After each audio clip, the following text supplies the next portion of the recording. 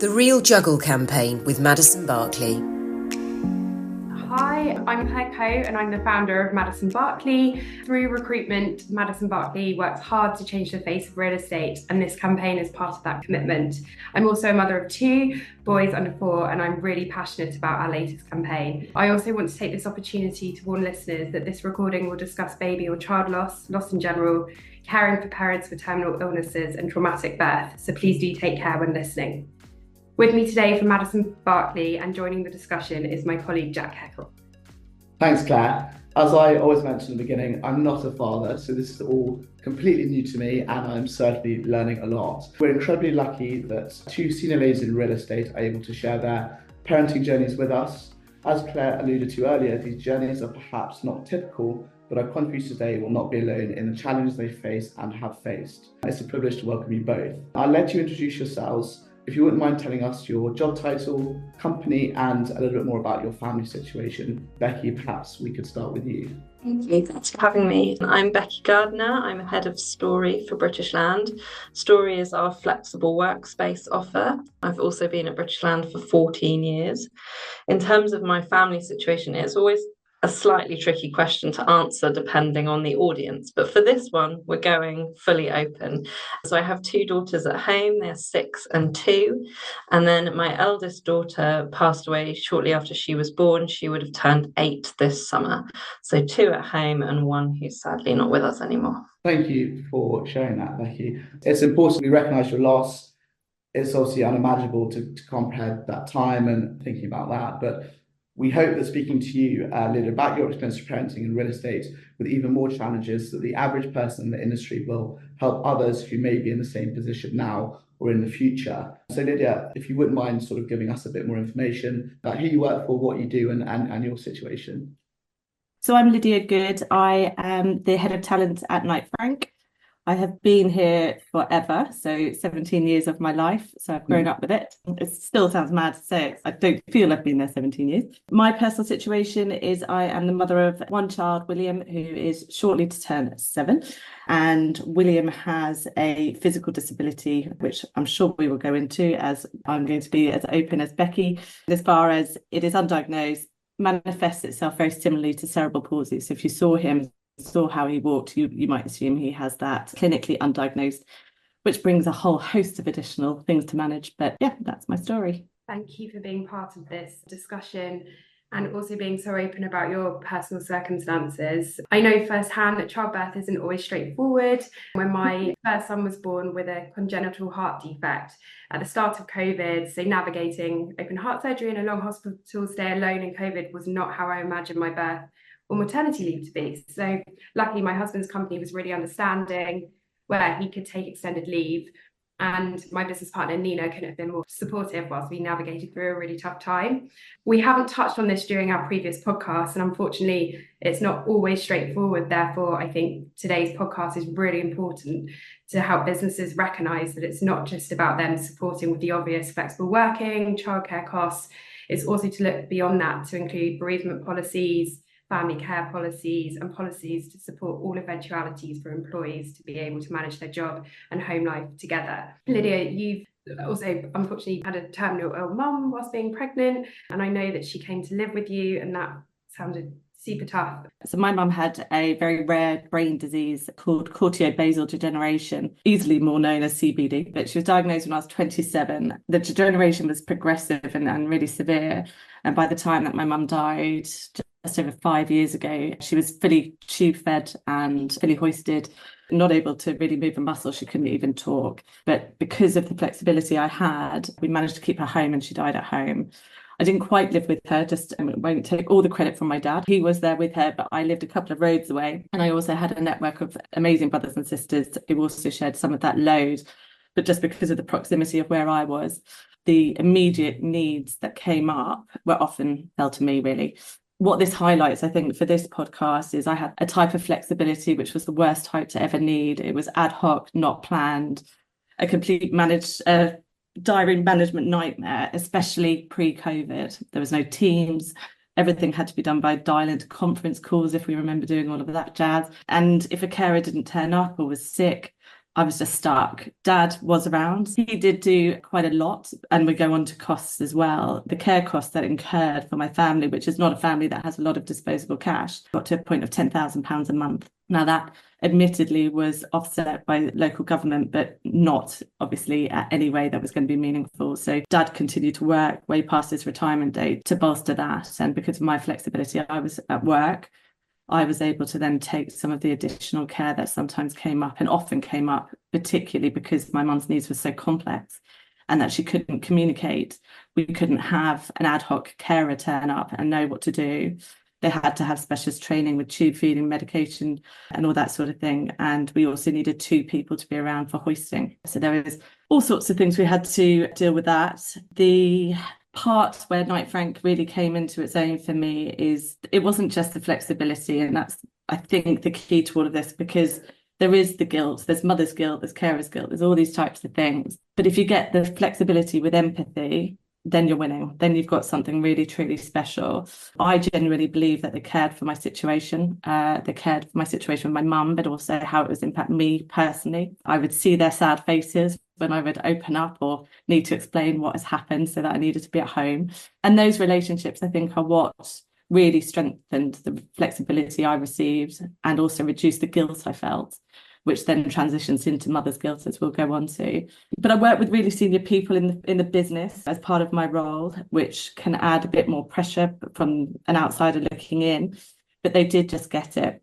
And I was really fortunate to have that. The head of commercial I was working very closely with at the time when my mum was poorly, he came to my wedding. He had a shout out from my father, to which my mum, I would say shouted yes, but she just shouted. And he later came to my mum's funeral too. So there's that real closeness of situation, which just makes it easier to be able to talk and to ask. However, there is one part behind all of that is a lot of hard work from my side. So I'm not quite sure I would have got that flexibility had I not had to do the work I needed to do. It's just the flexibility for me was where they allowed me to do the role that I was doing in a way that worked for me at the time. I would often come home from the office, come straight to my parents' house, get my mum settled for bed, get her all medicated and all those sorts of things, and get home about 8:30, eat some food, and then start my night shift. So they'd often get emails from me when they were probably closing down, but late into the night, and then I would be up in the morning, and that went on for a long time. And then I suppose finally behind the scene of all of that is then I had my pregnancy, which was difficult because my mum wasn't particularly thrilled because she was worried about what that would mean for me looking after her and my priorities shifting. The lifting, because at the time we were part lifting her and part using a hoist. So there was a bit of a numb moment for us there, but we got through that. And then William was born, had a bit of a tricky birth. It got the result we needed, and he was born and he was fine. He came home a couple of days after birth, so no big issues there. And then he went into nursery full-time from 8 months. So me being the breadwinner, that is what we had to do at the time. And it also helped with me juggling what I needed to do for my mum. I think the immediate transition back to work for me was around, I'd pick William up from nursery. Most of the time, my husband mostly did drop-offs.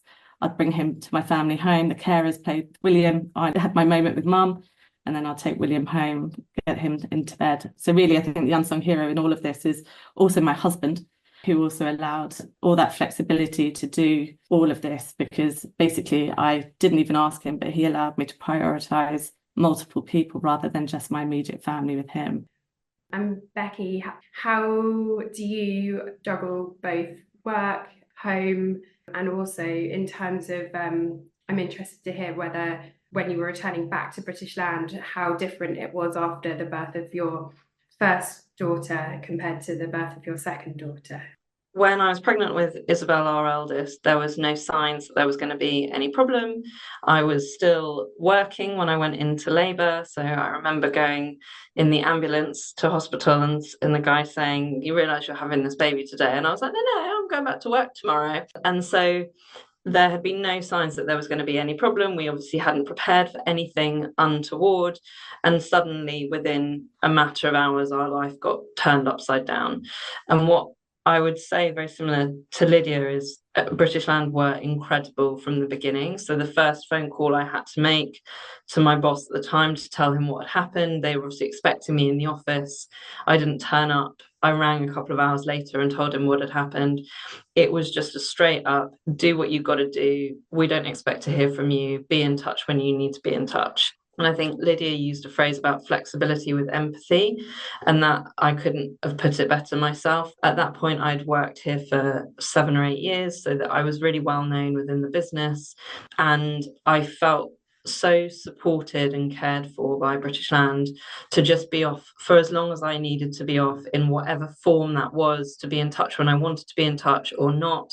My maternity cover was in place, so my role was covered, so slightly different to Lydia's in that I was essentially able to take maternity leave. And then after 4 or 5 months, I decided it felt like the right time to come back. And I made that decision alongside a bereavement counsellor from the hospital and charities that we were working with who kind of helped us navigate that. Those charities also, so the main one shout out would be SANS.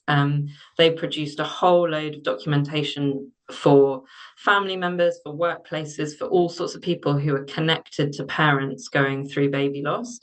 I was able to give all of that to work and sort of say, like, you do the reading rather than me trying to educate them on what I felt I needed to come back on. And that was really helpful, and my boss and my team and HR, everybody read that, and I felt like everyone was on the same page when I walked into the office, which was probably the most daunting thing I've ever done, to walk back into an office after this had gone on. What were people going to ask? Was there going to be someone who didn't know what had happened, and how would I navigate that? But the company, I felt, dealt with that on my behalf. So I came back 4 days a week at that point. It was on a trial period initially. It was to help a few things. It was to help me kind of manage my grief and manage the step back into work. And as we sort of said, this was all pre-COVID, so there was no flexibility really. Everybody was in the office every single day. So there was no sort of working from home just to ease the pressure. You were just in all the time. I also knew that we were going to have to go through IVF again, and the grueling process that is. So I wanted some space in my life to allow that to happen. So what I did on my Fridays off was I became a volunteer gardener at Hampton Court. So gardening is a massive passion of mine. It allowed me a different outlet to sort of manage those things. I think one of the things that was different, and we'll come on to talk about it, was flexible working wasn't really a buzz phrase then. And particularly, I was probably one of very few people who worked part-time who didn't have a child at home. And that put a really different spin on what was expected of me. I was quite often asked to join a call, or could you just pick this up, or could you just do that?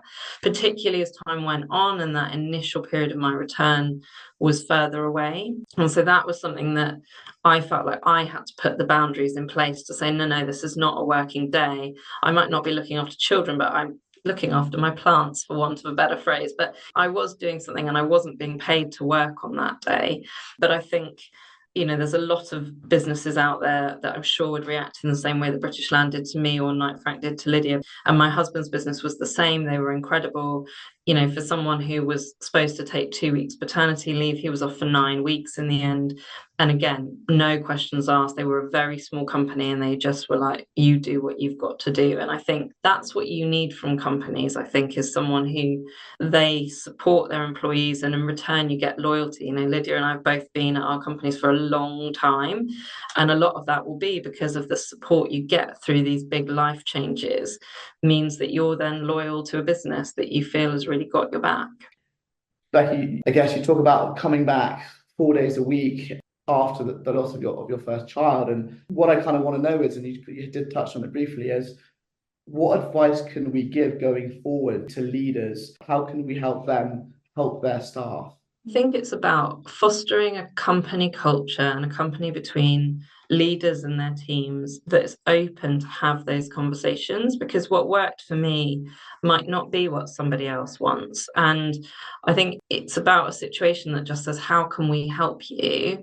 What do you want? What do you need? Obviously there's a huge amount in there about loss and about what people go through in those big moments, but even just someone returning after a fairly straightforward birth, parental leave, whatever that might be, everybody wants something different, and a culture where you can just talk about that openly and try and support someone back in a way that allows them to do their best work and be an asset to the business. That's ultimately what we should all be striving for. I think, again, I touched on our IVF journey. I felt like BL was a place where I could be really open that we were going through that. And that afforded me, again, a lot of flexibility to just drop everything and go for a scan, because that's when the doctor told me I had to have a scan. But the company knew that I would pick things up when I needed to pick things up. And again, Lydia mentioned about you have to work hard to gain that trust and to gain that flexibility. It's not all one way, it has to be both ways. And so I pick things up later on, or I work late in the evenings or pick something up early in the morning to afford me that flexibility. But it worked both ways, but in a company where I felt I could be super open to just say to my boss, we're going through another round. I might have to go for a scan tomorrow. I don't know when, but I'll be gone. And it was, again, no questions asked, do what you've got to do.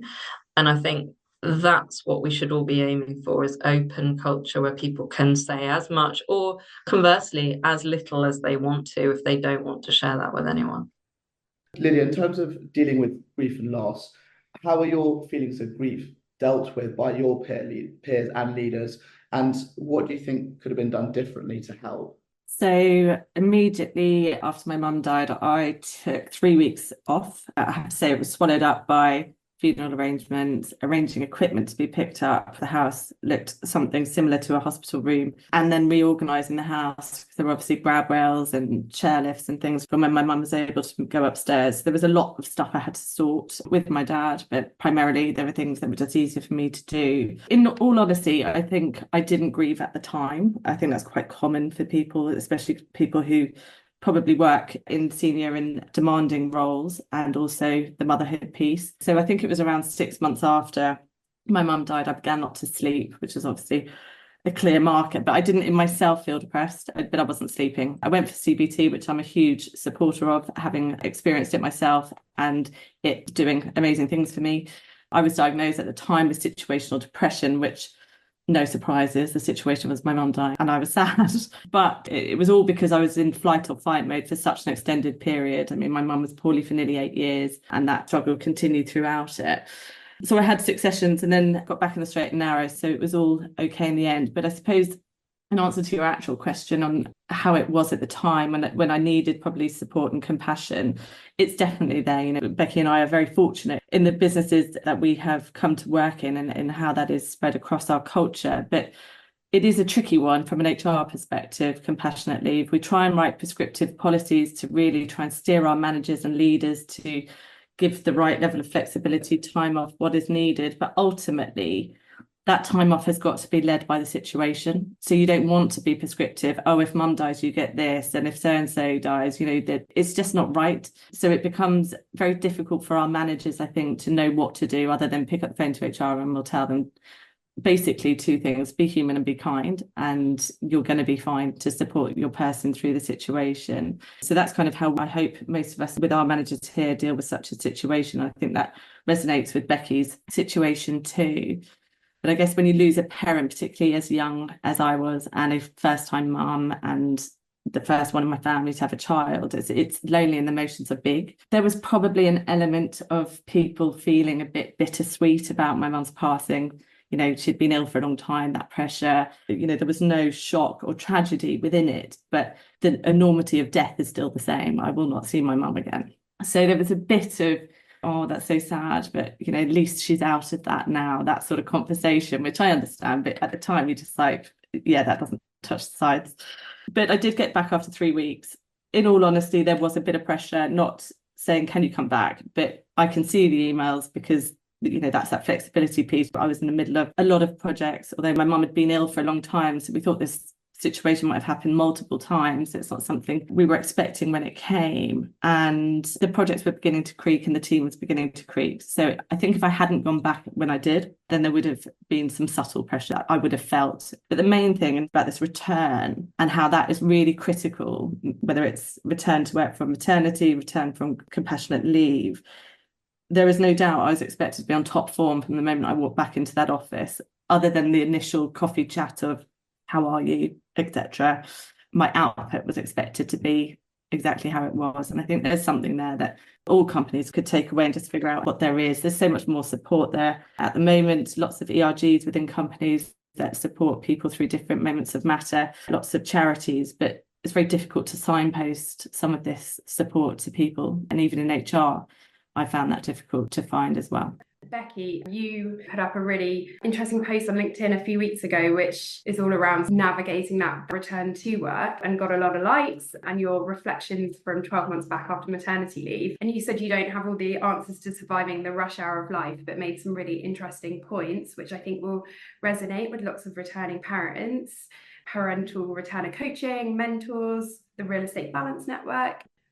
I think British Land's come a long way on the journey. I guess the backdrop has changed a lot over the years as well, but I think driven a lot by our parents and carers network and our gender network, we've put in a lot of support in place. So I think parental coaching is one that I am a huge advocate of. So when I went off on maternity leave with Isabel, I was the first person to be trialing parental coaching, and that's available for everyone who's been on parental leave, whether that's maternity or paternity or shared parental leave.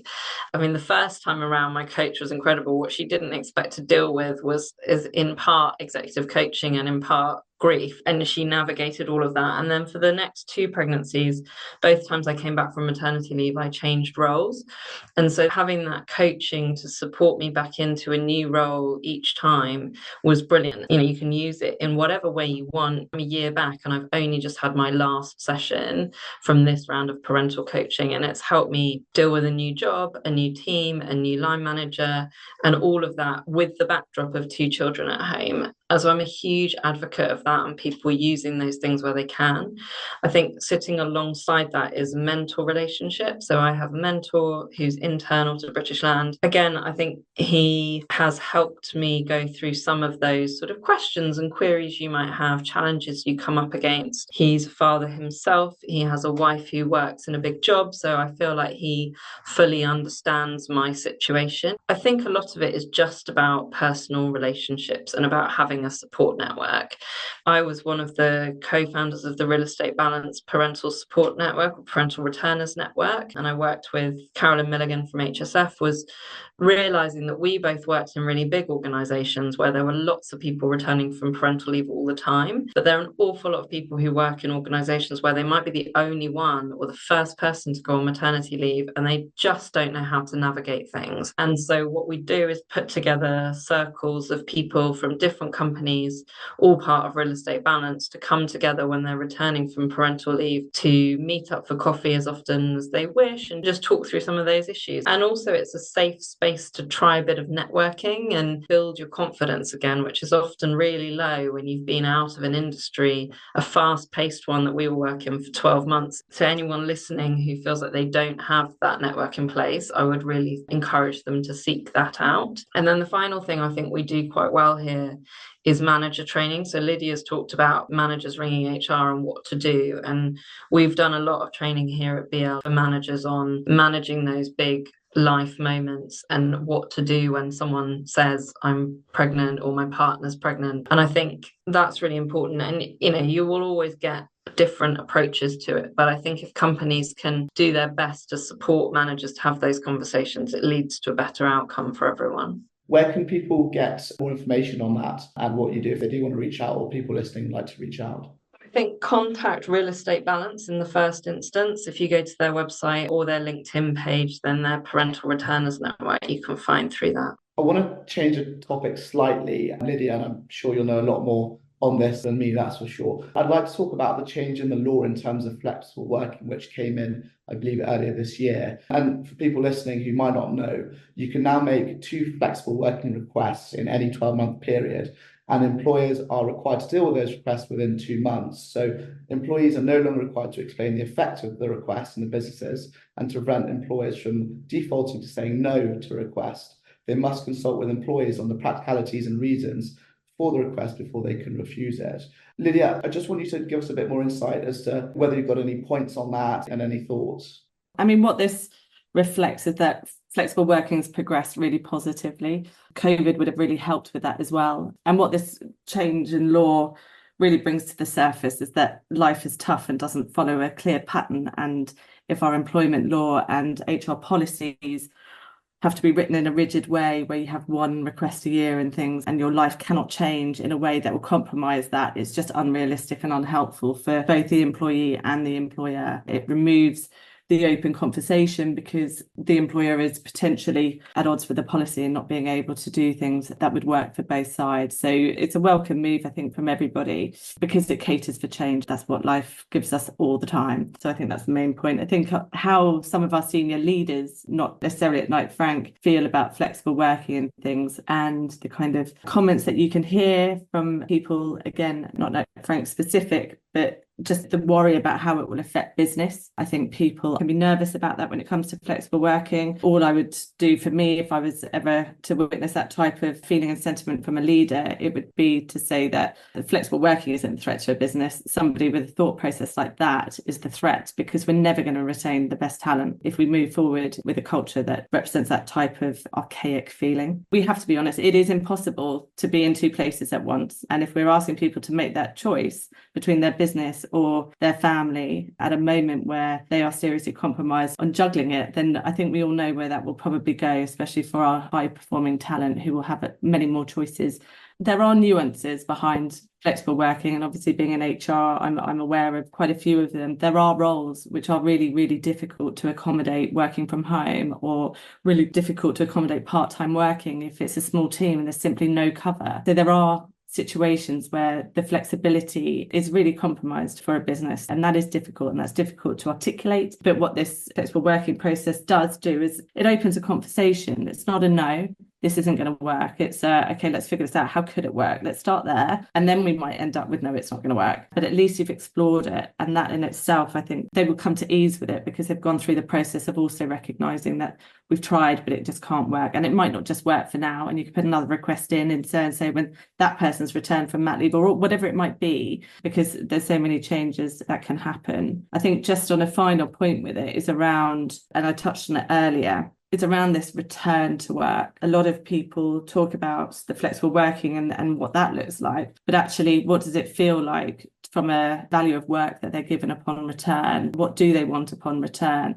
That's going to allow them to manage that balance. If they come back and are given a whole host of clients and structures, whatever it is that might be right for one person, but somebody else may feel like, no, I just need to get my son, daughter, whoever settled at nursery for 4 weeks, all the touching days. They're usually really sick within the first 2 or 3 weeks of going to a nursery. So that doesn't help with the return to work. And we've just got to make sure that we are just keeping up with life, and our clients, we're all on the same page here. People may feel, well, clients need to be responded to in real time within a working week. And if someone's not working a Friday, people are grown up. People will know, clients will know. They will probably, some of them actually react really positively to seeing it out of office saying, I don't work on Fridays, I don't work on Tuesdays, whatever it might be. And that's the trust and flexibility piece. Trust to people to service clients in the right way, and the flexibility to give them the chance. Just on that, Claire and I have heard about from a number of people about how some senior leaders have said that flexible working is a threat to our business. We've certainly heard that post-COVID. Have you got any kind of final thoughts on how you see the real estate sector considering and delivering those flexible working options in all areas as per the law? I'm almost a case in point. So when I took on the head of Storey role 12 months ago, previously that role had always been done by men, doing it full time on 5 days a week, including the person who covered it whilst I was on maternity leave. So it was a punt, wasn't it? It was a big thing for British Land to appoint a woman who was 6 months pregnant and wasn't going to do that role for another 15 months.